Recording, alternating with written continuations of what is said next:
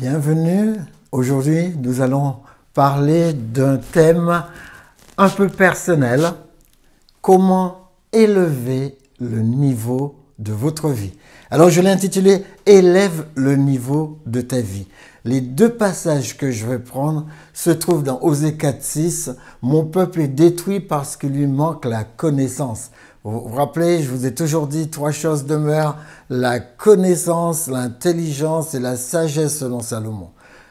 La connaissance, l'intelligence et la sagesse. Alors la connaissance, c'est le fait de prendre beaucoup de savoir. Beaucoup de savoir. L'intelligence, c'est la manière de l'utiliser de manière appropriée. Et la sagesse, c'est la manière d'appliquer les choses dans votre vie avec intelligence. Les amis, ça c'est le premier passage. Nous allons revenir dessus. Le deuxième, c'est « Médite ma parole jour et nuit afin de réussir dans tout ce que tu entreprendras ». Aujourd'hui va être une journée particulière. Je vais parler beaucoup à ceux qui sont actifs, mais je vais parler aussi à ceux qui sont inactifs. Alors, quand je dis inactifs, ceux qui n'ont pas encore pris une activité et ceux qui ont baissé les bras par rapport à la vie et qui se disent « Écoute, je suis arrivé là, où est-ce que je peux aller de plus ?» Alors là, je suis là pour ça. Où est-ce que vous pouvez aller de plus? Parce que moi, personnellement, la retraite pour moi n'est pas le retrait. Pour beaucoup de gens, la retraite, c'est le retrait. On est retiré de toutes choses. On est retiré des choses de la vie. C'est la perception que beaucoup ont sur la retraite. Maintenant, moi, je peux vous encourager. Si je peux vous encourager, je peux vous dire que non, ça ne se passe pas comme ça. Vous pouvez faire tout ce que vous pouvez faire ou tout ce que vous voulez faire jusqu'à ce que vous n'ayez plus le souffle. Jamais Dieu ne commande une journée de retraite. Mais il dit qu'il nous assiste. Alors, quand il n'y a pas de révélation, ce texte de Proverbe, je commence par là, quand il n'y a pas de révélation chazonne, c'est la vision, c'est aussi l'oracle ou la prophétie, si vous voulez, mais le sens, c'est un sens de communication divine. Quand le ciel ne communique pas avec vous, eh bien, vous êtes en perdition. Vous êtes sans frein. Sans frein, ça signifie que vous pouvez vous laisser aller à toute méchanceté. Vous pouvez vous laisser aller à toute espèce de mal. C'est ça que ça veut dire être sans frein. C'est pourquoi la Bible dit « Heureux au moins, heureux s'il observe la loi ». Parce que la loi, c'est un principe est tangible. Un principe va toujours rapporter les résultats qu'on lui prête. Parce qu'un principe, c'est quelque chose qui est immuable, c'est quelque chose qui ne bouge pas. Vous savez, c'est comme le fait pour vous de vous dire, écoute, je vais arrêter de respirer. Si vous arrêtez de respirer, que ce soit volontairement ou involontairement, si vous le poussez jusqu'au bout, vous savez que vous ne serez plus là. C'est comme ça que ça se passe. Les amis, donc, mot à mot, quand pas de vision, là je reprends le mot à mot, périsse le peuple, mais celui qui garde la loi est heureux. Celui qui garde les principes, celui qui garde les préceptes. Comme je vous ai dit, les préceptes de Dieu va vous conceptualiser la pensée. Et ce concept, c'est la construction de votre avenir. C'est pourquoi il faut que vous vous accrochiez à ce verset. Il n'y a pas de révélation, vous êtes dans le mur. À la fin de cette présentation, je vais vous donner quelques conseils pratiques pour que vous puissiez faire de Dieu le principe de votre vie, lui donner la première place, lui donner la priorité. La priorité, Dieu veut que vous compreniez que c'est sa représentativité. La priorité de votre vie, c'est de le représenter. Alors, allons un peu plus loin. L'apôtre Paul dit en Philippiens 3,14, « Je cours vers le but ». Le seul axe logique pour un être humain, c'est d'avoir un but, avoir un projet. La vie la plus lamentable, c'est la vie sans but. La vie sans but. Une personne qui mange, qui boit, qui s'assoit dans un fauteuil, qui regarde la télé, sa vie n'a pas de direction. Il ne va nulle part. Il croit que, bon, tant qu'il a la santé, il pourrait s'asseoir et faire ça. Mais la maladie le rattrape rapidement. Les personnes qui sont sédentaires ont plus de risques que les personnes qui courent vers le but. Là, c'est les deux images que j'entremêle. Courir vers le but, c'est pas seulement se structurer pour y arriver, mais se donner d'être en forme pour y arriver. Donc, ça, je ne reviendrai pas dessus avec vous, mais une vision, c'est quoi? C'est quelque chose à vivre. Dieu nous dit là où il n'y a pas de vision, là où il n'y a rien à vivre. C'est aussi simple que ça. Une maison où il n'y a rien à vivre. Une personne qui n'a rien à vivre. Écoutez, si je devais vous prêcher l'évangile le vrai, je vous dirais, Dieu veut des gens en forme, que ce soit au niveau de la forme physique, au niveau de la santé elle-même, au niveau de la santé mentale. Dieu veut de bons représentants. Rappelez-vous l'histoire de Daniel. Nebuchadnezzar, qui est un homme, qui est un simple monarque, un roi. Bon, c'est un monarque, il est plus élevé en titre que moi. Mais c'est sûr que Nebuchadnezzar, qui n'est pas Dieu, demande à ce que les Daniel et ses amis, s'ils travaillent à son service, ils doivent être au plus haut de leur forme intellectuelle, mentale, spirituelle et physique. Il faut que vous compreniez que si vous êtes au top, on va courir après vous. Les gens vont vous courir après. Les gens ne courent pas après les gens qui ne sont pas au top. Regardez, les gens vont payer de l'argent pour aller aux Jeux Olympiques et voir les gens qui sont top au niveau physique. Les gens vont aller dans des concerts, dans des trucs, écouter des gens qui sont top au niveau de la voix, au niveau de la maîtrise de la voix. Les gens vont aller dans des concertos pour regarder des gens qui sont au top du jeu d'un instrument. Les amis, les gens viennent voir les gens qui sont au top. Alors pourquoi vous croyez que Dieu, lui, va venir voir les gens qui ne sont pas au top? Non, Dieu viendra vous voir pour vous avertir. Mais Dieu ne pourra pas traîner toute sa vie avec vous. Il va falloir qu'il passe à autre chose. Il va falloir qu'il désigne des gens qui puissent représenter son projet, sa vision. Ce qui intéresse Dieu, c'est quoi? Eh bien, c'est de toucher le maximum de personnes, de coloniser la terre et d'installer son royaume. Voilà ce qui intéresse Dieu. Mettez-le comme vous voulez.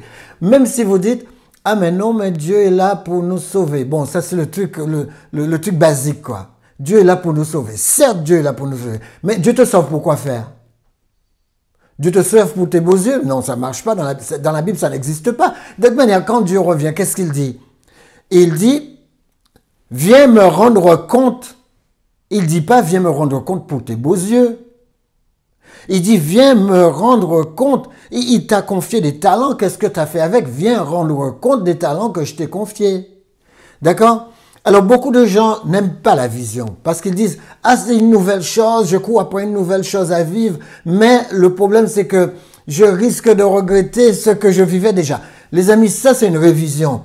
C'est déjà vécu. Ne perdez pas votre temps. Vous savez, ça peut même vous faire perdre votre réputation si vous restez sur les vieux trucs que vous avez faits depuis je ne sais pas quand.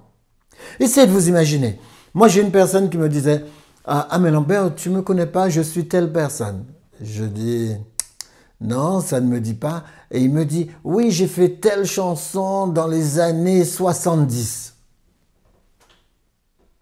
Il fallait peut-être faire une chanson dans les années 2000. Dans les années 2010, dans les années 2020, il fallait peut-être faire une chanson là. Qu'est-ce que moi, je vais aller me creuser la tête pour aller chercher une personne qui avait une réputation en 1970? Non, en général, les gens ne font pas ça. Les gens restent dans la vie et puis ils continuent. Les amis, la première chose à faire, c'est d'identifier votre vision. D'où vient votre vision? Qu'est-ce que vous êtes en train de vivre en ce moment? D'où vient ce que vous êtes en train de vivre en ce moment? Posez-vous la question. Est-ce que la vision que vous poursuivez est à vous? On vous a pris, on vous a mis dans une école, ensuite on vous a dit allez faire tel boulot. Est-ce que cette vision est à vous? Est-ce que c'est vous qui avez choisi ce travail? Est-ce que vous y allez avec gaieté? Alors si vous n'y allez pas avec gaieté, pendant que vous y êtes, eh bien construisez-vous autre chose. Vous pouvez construire ce que vous voulez quand vous le voulez, parce que votre pensée, tout ce que vous pouvez imaginer avec votre pensée, vous pouvez le réaliser. Les amis, la vision ne doit pas naître de mon environnement. C'est pas quelqu'un qui va me suggérer. La vision doit naître de mon espérance.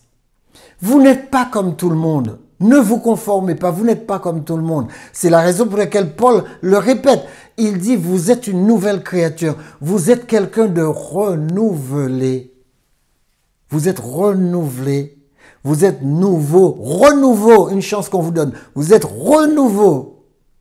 Donc, c'est pas votre environnement qui va vous dicter qui vous êtes.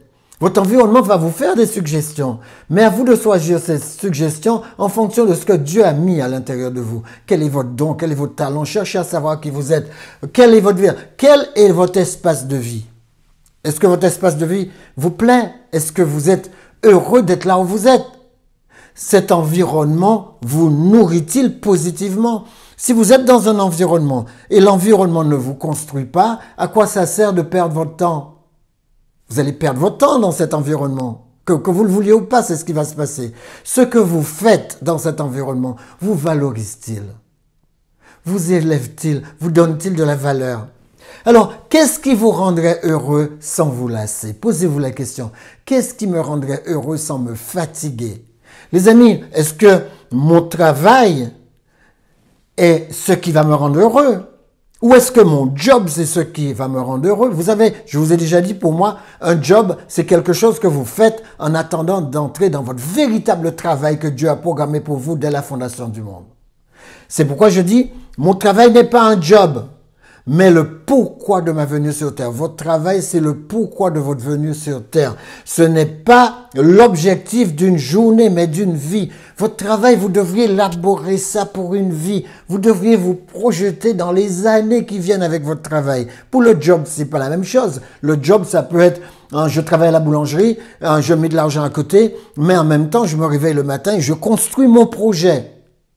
Ou bien je travaille dans une entreprise de carrosserie pour pouvoir avoir un peu d'expérience, mais mon argent, je ne suis pas en train de le dépenser comme tout le monde parce que je ne suis pas tout le monde. Alors je vais mettre 50, 30, ce que je peux mettre à côté, de manière à pouvoir construire ma propre entreprise de carrosserie. Je ne peux pas rester là toute ma vie. Les amis, quand vous travaillez pour vous, vous avez atteint ce que Dieu a projeté. Quand vous travaillez pour vous, c'est-à-dire quand vous travaillez pour vous, encore dans le domaine que Dieu vous a imparti. Parce que votre véritable travail, votre véritable connaissance attachée au don que Dieu vous a donné, personne ne peut enlever ça. Du jour au lendemain, on peut vous virer de votre job. Mais on ne peut pas vous virer de votre don, on ne peut pas vous virer de votre talent, on ne peut pas vous virer de cette capacité à vivre que Dieu vous a donnée. Moi, si on me prend aujourd'hui et qu'on m'envoie en Australie, qu'est-ce que vous croyez? Je refais un magasin de naturopathie. Parce que c'est en moi. C'est à l'intérieur, ça sort de moi. Tout ce que je construis sort de moi. C'est ce qui doit vous arriver. Essayez de savoir que c'est là que vous allez être heureux. Vous n'allez pas être heureux avec vos 5 semaines de vacances. Hein. Vous allez être heureux quand vous allez être dans le travail que Dieu a inscrit à l'intérieur de vous. Ah, vous avez remarqué que année après année, je peux prendre la Bible comme je veux. Je reviens sur une seule chose. La destinée que Dieu a programmée en vous. Vous n'avez pas observé ça? Je ne varie pas d'un iota parce que la Bible est couverte de ça. On m'a pas parlé de ça pendant des années. Et le jour où je l'ai découvert, je le découvre dans toutes les pages. Je remarque que c'est ce que font tous les vaillants hommes de David. Tous les gens qui réussissent, ils font ça. Moïse, David, tous, ils font la même chose. Ils sont focus. Ils se projettent. Ils ne dorment pas. Ils ne dorment pas. Jésus même ne dort pas. Jésus se réveille quand les autres sont endormis pour commencer son succès. Les amis, c'est comme ça que vous le vivez. Alors, classifiez votre vision. L'apôtre Paul dit, je cours vers le but. Le but n'est pas de commencer, mais le but, c'est de faire aboutir. Une fois que j'ai mis mon but sur une feuille de papier, eh bien, je mobilise toute la discipline, toute l'énergie que j'ai pour l'atteindre. Dès que je l'ai atteint, je passe à un autre projet. Ou pendant même que je suis en train d'y aller, je prépare déjà un autre projet. Les amis, battez-vous pour atteindre le but de votre vie, faire aboutir votre vie. Quel est votre travail? Que faites-vous aboutir? Qu'accomplissez-vous? Posez-vous les vraies questions. Prenez une feuille de papier. Reprenez les questions que je vous propose de manière à pouvoir vous stimuler. Sans une vision, la Bible dit que l'homme est détruit. L'homme est détruit parce qu'il n'a pas de vision. Alors, quand on est trop occupé à faire des révisions du passé, on n'a pas de place pour visionner l'avenir. Les gens qui rabâchent tout le temps le passé, ils n'ont pas de place pour projeter leur avenir. Rappelez-vous toujours ça. Laissez tomber le passé, passez à autre chose. Les amis, quand on est trop occupé parce qu'on a déjà fait, on n'a plus d'énergie pour faire ce qu'on devait faire. Vous êtes là pour faire quelque chose, mobilisez votre énergie pour le faire. La peur des erreurs du passé nous empêche de tenter de nouvelles possibilités. Il y a des gens, parce qu'ils ont eu un échec, l'échec est tellement fort en eux, ça résonne tellement fort en eux, qu'ils ne voient pas la possibilité d'entrer dans de nouvelles possibilités, de nouvelles opportunités. Battez-vous pour rester vivant. Ah, j'aime bien cette phrase. Battez-vous pour rester vivant. Pour ceux qui veulent vendre des t-shirts, battez-vous pour rester vivant. Et vous allez voir combien vous allez vendre. Les amis, n'étudiez pas seulement ce que vous savez, car vous ne pouvez savoir que ce que vous avez étudié. Alors, arrêtez d'étudier ce que vous savez déjà. Il y a des gens qui me disent, j'étudie la Bible tous les jours et j'étudie que la Bible. Moi, je n'étudie pas que la Bible. Il ne faut pas être déséquilibré. Je n'étudie pas que la Bible. Vous allez manquer d'équilibre. Vous allez vous décocher de la vie. Vous allez vous décocher de la santé. Si vous lisez rien sur la santé, vous lisez que la Bible. Vous croyez que la Bible va vous procurer ce qu'il faut manger et boire pour être en bonne santé? Eh bien, vous allez manger quoi? Vous allez manger ce qu'il y avait dans le Jardin d'Éden? Vous savez vraiment ce qu'il y avait dans le Jardin d'Éden? Vous avez une photo de ça? Nous, aujourd'hui, on a des tomates, on a des haricots, on a pas mal de choses qui probablement n'étaient pas dans le Jardin d'Éden. Vous n'avez pas remarqué qu'il y a des fruits qui n'existaient pas et qui existent maintenant. Il y a des haricots dont les versions ont varié. Les versions ont changé. Alors, vous ne pouvez pas dire simplement, je m'enferme comme un ermite, je m'enferme quelque part et j'étudie que ma Bible. Non, vous sortirez complètement déséquilibré. Quand les gens vous étudieront, ils diront, il vient de quel monde, lui?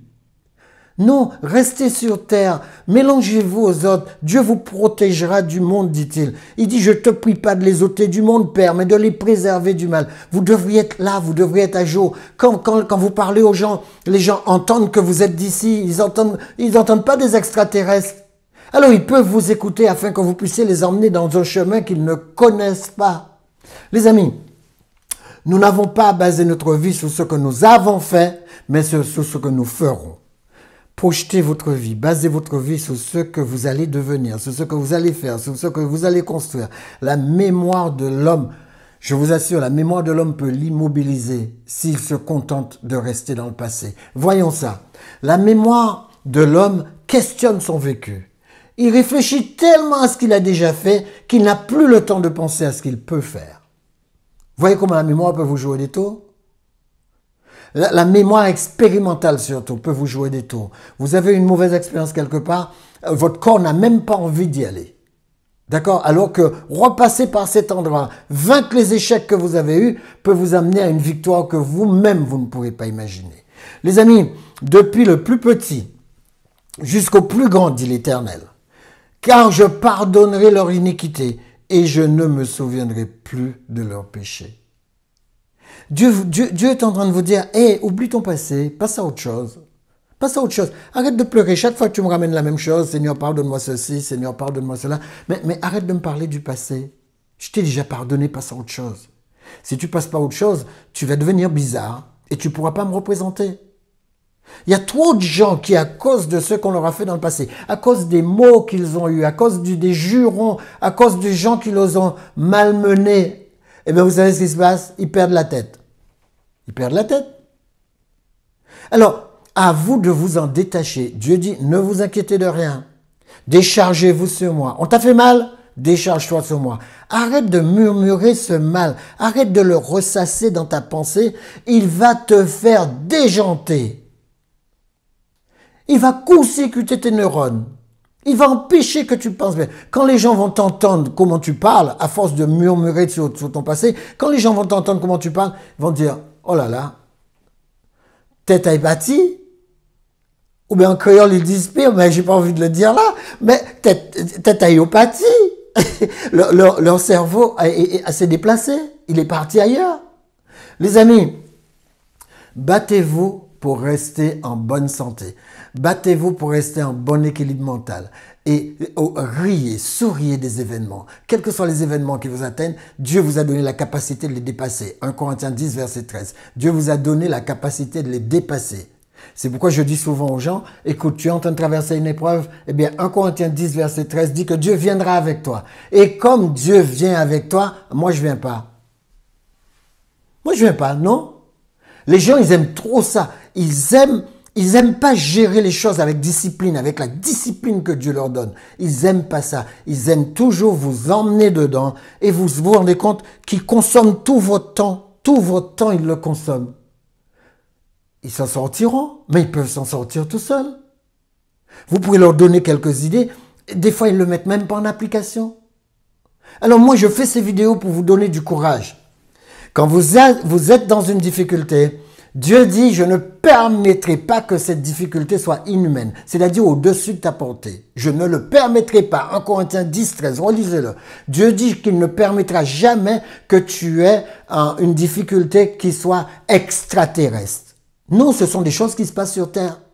Et il dit avec la difficulté, il viendra et il te donnera le moyen d'en sortir.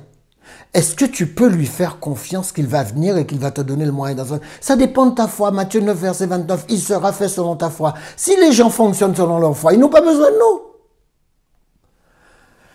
Les amis, Hébreux 10, verset 14 à 18. Après ces jours-là, dit le Seigneur, je mettrai mes lois dans leur cœur et je les écrirai dans leur esprit. Et Dieu ajoute. Et je ne me souviendrai plus de leurs péchés ni de leurs iniquités.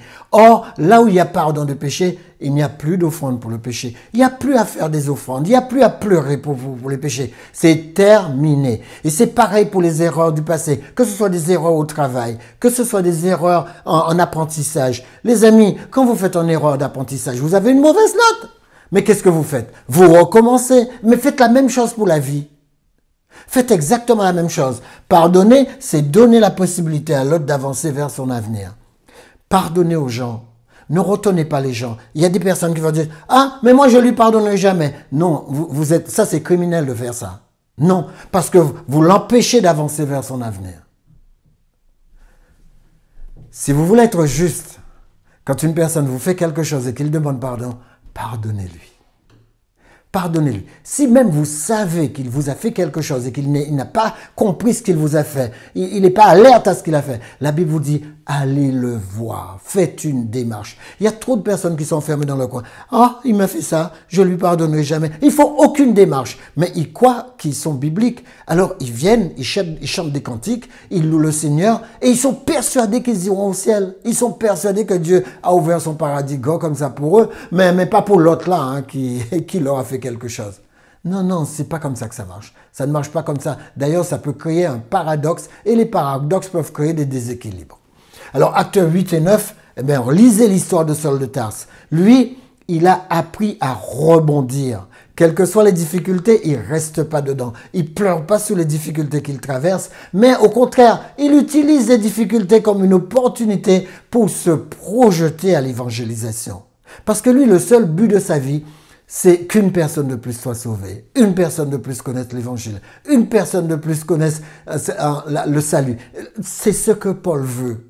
Alors, tout ce qui lui arrive, il le dynamise. Apprenez à dynamiser vos échecs. Dynamisez les mauvaises choses qui vous arrivent. C'est-à-dire, prenez le bien qu'il y a dedans et rejetez le reste. Prenez le bien qui est. Prenez l'expérimentation. Ça vous a quand même donné une expérience. Quand ça a tourné bien ou mal, ça vous a donné une expérience. Alors prenez cette expérience. Alors regardez ce qu'il dit. Frère, regardez la dynamique.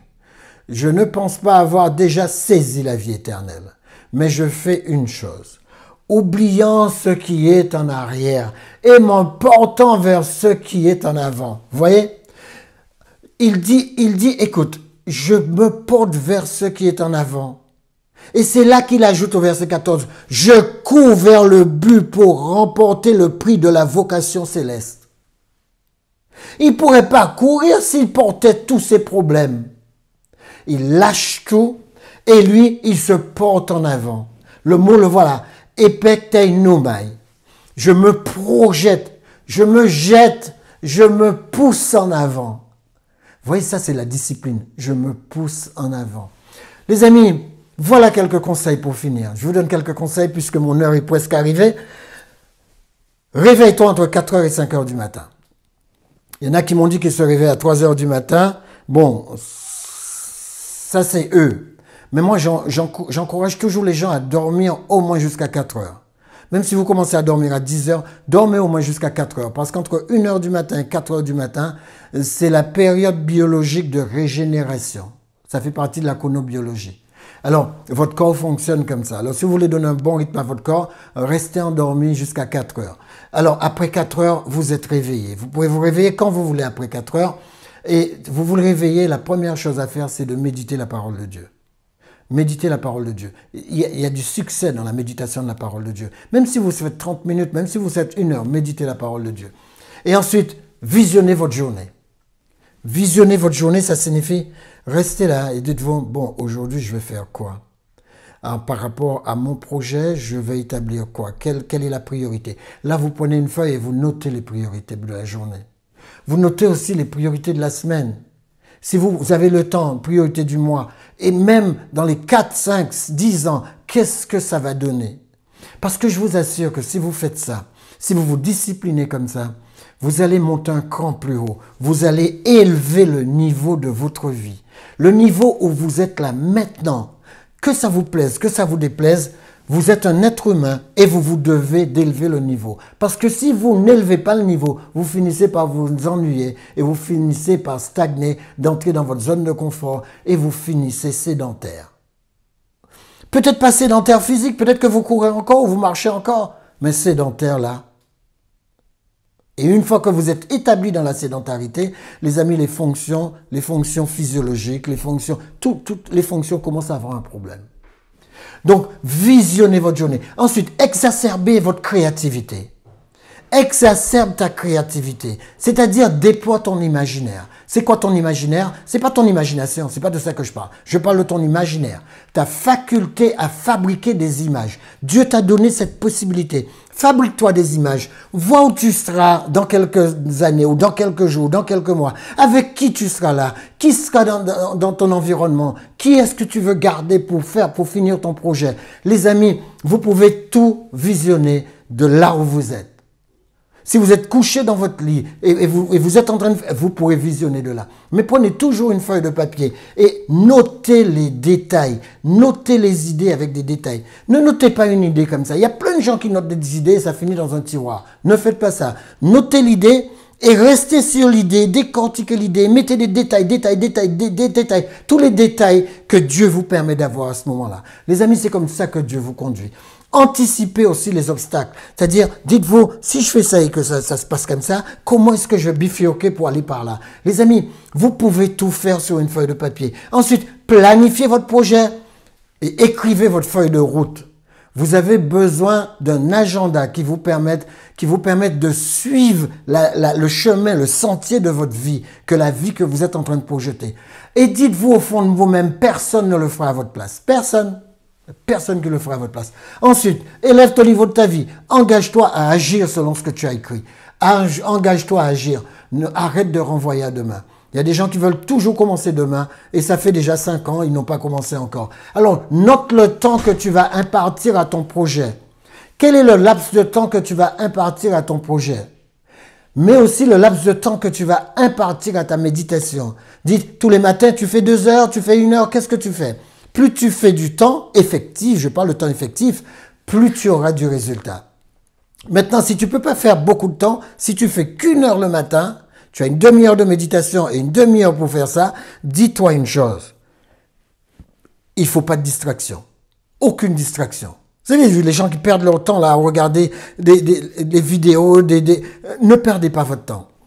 Moi, je suis étonné de voir que des gens qui ont plus de 60 ans, ils sont encore à perdre leur temps à regarder toutes sortes de vidéos. Les amis, même si vous prenez votre temps et vous dites « je vais regarder des prédications toute la journée », vous allez perdre votre temps. Vous allez perdre votre temps. Vous ne pourrez pas emmagasiner toutes ces prédications dans la journée. Vous ne pourrez pas. Non, il faut travailler les choses. Il faut que vous travaillez. Par exemple, moi, quand je vous donne des versets, c'est afin que vous travailliez. Vous avez fait une demi-heure avec moi. Ensuite, vous travaillez les textes. Vous travaillez les textes. Vous vérifiez si je vous raconte pas n'importe quoi. Les amis, c'est comme ça que ça fonctionne. Alors, engagez-vous à agir et notez le temps que vous allez impartir à votre projet et commencez à indiquer les actions à mener par objectif. Vous pourrez avoir 1, 2, 3 objectifs, j'en sais rien, ou 2 ou 1, mais prenez l'habitude d'indiquer les actions que vous allez mettre en place pour vous mener à cet objectif. Et je vous en prie, pour finir, restez motivés. Restez motivés. Si jamais vous avez une baisse de forme, disciplinez-vous. Seule la discipline peut vous ramener votre motivation, car votre projet, c'est votre succès. C'est pas le projet de quelqu'un d'autre. Votre projet, c'est votre succès. Votre succès est inscrit dedans. Alors, passez 2 heures sur votre projet. Ou passez 1 heure si vous voulez. Mais moi, je vous conseille d'avoir 2 heures le matin. Passez 2 heures sur votre projet. Si vous faites ça, vous aurez passé 60 heures par mois. Vous aurez passé 720 heures dans l'année. Ça ne peut pas ne pas changer votre vie. Surtout si c'est du temps de qualité. Il y a des gens qui passent 2 heures à regarder des petites vidéos. 2 heures. Ils font ça tellement vite. Il y a une fille qui m'a dit une fois, j'ai passé toute la journée. Elle a passé toute la journée. Elle s'est réveillée et vers 17 heures, elle était encore dans son téléphone. Alors, vous n'allez pas faire ça, mais il y en a qui passent 1 heure, il y en a qui passent 2 heures. Mais ce temps-là n'est pas effectif parce que ce temps-là ne construit pas votre projet. Mon peuple est détruit, dit Dieu, parce qu'il lui manque la connaissance. Moi, j'ai fini avec cette citation de Lewis. C.S. Lewis dit, Dieu nous murmure dans nos moments de plaisir. Et dans vos moments de plaisir, Dieu vous chuchote, il parle tout bas. Il dit, Dieu parle plus fort dans nos moments conscients, d'accord? Il crie dans nos moments de souffrance. Alors, il murmure dans nos moments de plaisir, dans nos moments de conscience, il parle plus bas, et dans nos moments de souffrance, Dieu crie. C'est peut-être son mégaphone pour réveiller un monde sourd. Les amis, ne faites pas le sourd. Tout est possible à celui qui croit, Marc 9, 23. Mais dites-vous, rien n'est possible à celui qui ne croit pas. Il n'ira pas très loin. Il va végéter et il va aller selon son environnement, selon les circonstances. Mais vous, vous êtes différents. Vous êtes de véritables enfants de Dieu et vous fonctionnez à l'instar du royaume des cieux. Alors faites la différence. Que Dieu vous bénisse. Éternel Tendre Père Céleste, merci pour ta présence. Merci pour ta grandeur. Merci pour ta force. Merci pour ta puissance dans notre vie. Au nom de Jésus. Amen. Que Dieu vous bénisse. À la semaine prochaine.